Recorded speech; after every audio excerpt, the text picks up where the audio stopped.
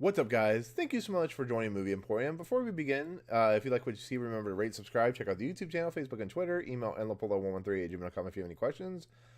So this is going to be completely different. I usually do movie reviews. I usually do movie trailer reacts, all that good stuff. You know, the typical movie review type of thing. But I had to talk about this. I'm a huge fan of the Twilight Zone. I have been for years. It's one of my favorite series of all time. You know, Rod Sterling is a genius, in my own opinion. The things he was talking about, the political statements, the fun nature of the stories he was telling is second to none. There's nothing out there like it or will be like it in the future.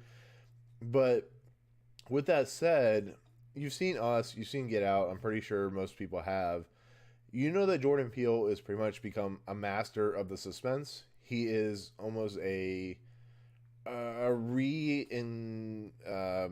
reimagination of Rod Sterling himself. He has political statements. He likes to talk about them. He likes to put them in his movies, and he just has this way about him that's just so unique and so interesting. I mean, this guy was a comedy writer. He was known for doing Key and Peele.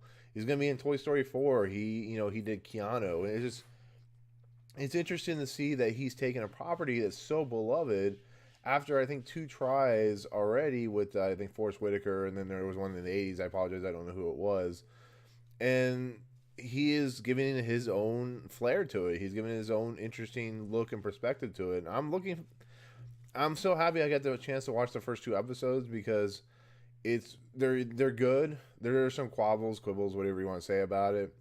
But Jordan Peele has something good on his hands here. It's too bad it's on CBS All Access, which a lot of people aren't going to watch because of that. But if you do, and you are watching this video, definitely check out the first episode, which is called Kamini. And I'm actually going to switch it out right now so you can at least watch the trailer. And the basic storyline is Kumail Nanjiani he's a comedian. He has a lot of political views. He's trying to make a statement, but his statements aren't funny.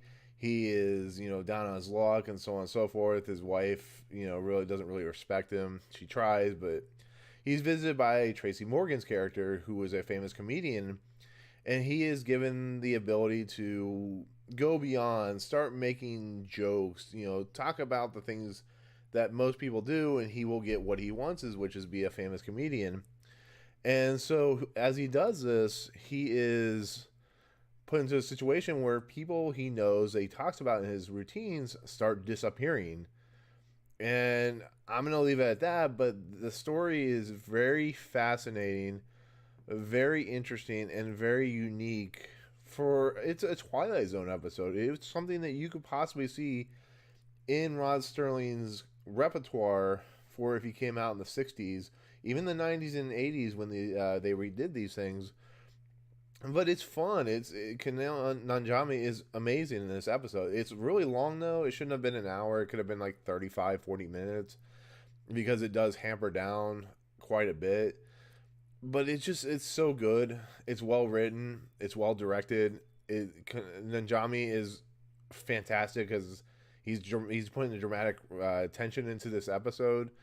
And guys, if you get a chance, definitely watch it. I think it may be up on YouTube as a way for people to watch it to kind of get a gist of what Jordan Peele is going for.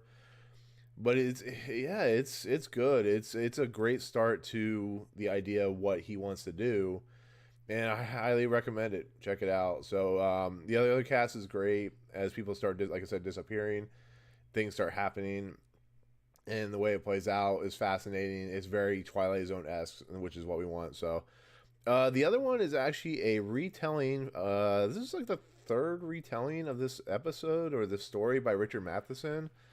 And it's the story of Nightmare Above 30,000 Feet or Nightmare of 30,000 Feet. And it's a story about a guy who gets on an airplane and something crazy happens to him. And he has to make sure people are safe. Well, in the original, let me move this down so you can see it. But in the original arc with that had William Shatner, it was a gremlin. The gremlin's destroying the plane. He freaks out. He has a psychotic breakdown. And at the end, we learn that he is being put into an insane asylum, but the plane is destroyed. So something happened, even though he's freaking out and he's trying to get to the gremlin. And the same thing happened in the actually Twilight Zone movie with John Lithgow, where it was the same thing. It was a gremlin. It was, you know, it was the same story. It was, you know, it was actually directed by George Miller, which is really interesting, but that was a really great take on it. But this is really different. You know, Adam, he right here, Adam, I mean, remember what his name is. It's, crap.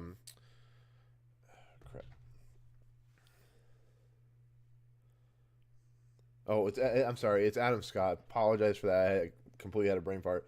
But Adam Scott gets on a plane. He's an investigative reporter, and he finds an iPod with a really clever. If you look at the title of the back of the iPod or the podcast machine, look at the name and look at it as a reference to the original Twilight Zone. I won't spoil anything for who it is. Just check it out. If you watch Twilight Zone, you'll get the reference. But he gets on a plane. He listens to the podcast. The podcast is basically recreating what's going to happen in his story.